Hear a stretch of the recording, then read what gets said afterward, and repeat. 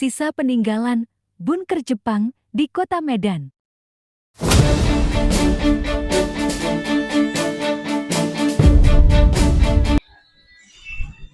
Guys, ini saya sedang berada di bunker Jepang ya. Nah, inilah kondisinya sekarang ya, karena sudah terlalu padat ya. Ini rumahnya tinggi jadi tertutup ya. Inilah dia bunkernya ya.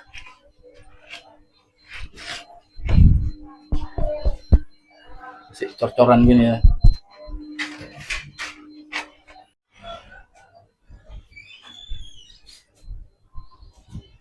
Pak siapa nih namanya Pak? Denny Saputra. Denny Saputra ya. Ini sejarahnya kan Jepang punya ya Pak ya? Kalau cerita sejarah, kita dijajah Belanda dulu ya. Belanda baru Jepang.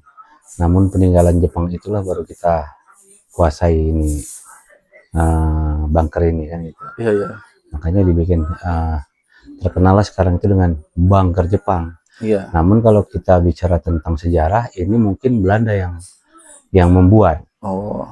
Mungkin ya, tapi kita juga nggak tahu. Itu kakeklah yang tahu. Iya, iya. Yang tahu tuh kakek kita dahulu. Bagaimana ini bisa sama beliau juga, itu kita juga kurang ngerti. Bagaimana yang jelas, kakek di sini, kakek dulunya itu apa namanya kalau kita bilang relawan juga. Dia dibilang relawan, dia ABRI iya dulu kalau nggak salah apa namanya TKR ya. Iya, iya. Belum apa itu lah dulu kakek. Orang tentara juga di Republik ini. Jadi beliaulah yang menduduki sini. Dalam arti mungkin menggarap atau apa, ya kita juga nggak ngerti. Yang jelas ini setelah kami lahir generasi ketiga. Iya. Nah inilah sudah udah dapatlah kami ini menempati ini. Nah dulu tidak pernah ada yang bisa tinggal di sini, itu kata kakek dulu. Namun kesenjangan waktu tadi, karena ini tidak bisa banyak yang perumahan-perumahan ataupun kita banyak orang, banyak keluarga, banyak semua. Jadi kita tidak bisa lagi tinggal di mana-mana ya. Kita minta tinggal di sini. Kami tinggal sini lah ya. Ya udah. Nah, dulu ini nggak bisa tinggal di sini karena ini cukup banyak mistisnya. Itu yang kakek bikin. Banyak mistisnya, banyak terjadi hal-hal yang aneh-aneh di sini. Namun berapa lama ini sudah kami duduk atau kami tinggal di sini, mungkin ya apanya sendiri ya, apa gaib sendiri itu mungkin sudah bersatu ya sama kita gitu. Mungkin sudah terbiasa dengannya tinggal di sini gitu, dari mulai bapak sampai kami di sini gitu. Itu. Ini sekarang jadi warung ya. Nah kondisi bunkernya ya. Atau tempat penyimpanan senjata katanya gitu. Itu zaman Jepang. Itu seperti ada lekuan sana.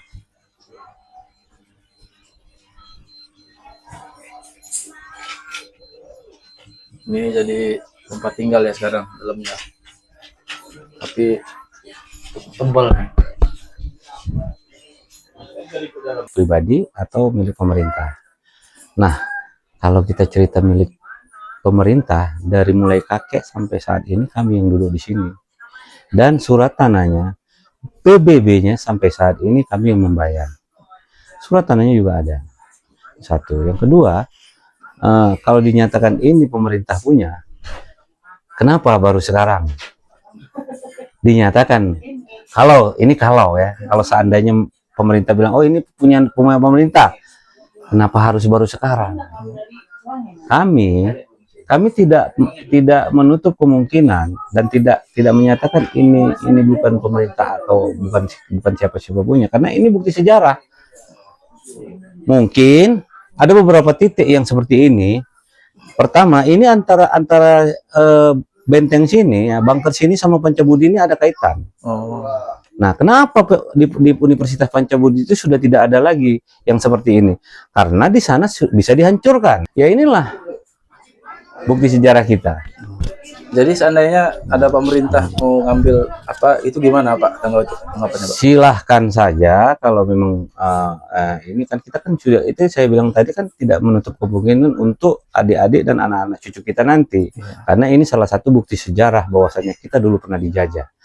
Kalau pemerintah mau mengambil, ya mengambil seperti apa? Jangan iya, jangan ngambil-ngambil gitu aja. Iyalah. Ya kan? Tapi kalau di komersil ataupun dia memberikan jasa kepada kita yang tinggal di sini, ya kita diberikan ya materi atau bagaimana ya itu ya. Atau silakan saja gitu kan. Welcome saja gitu. Intinya ada ganti rugi yang layak. Ya, intinya ada ganti rugi yang layak selama kita berapa generasi di sini gitu. Iya, oke lah. Gitu. Oke lah. Makasih banyak ini Pak informasi ya Pak ya. Siap, oke, terima kasih.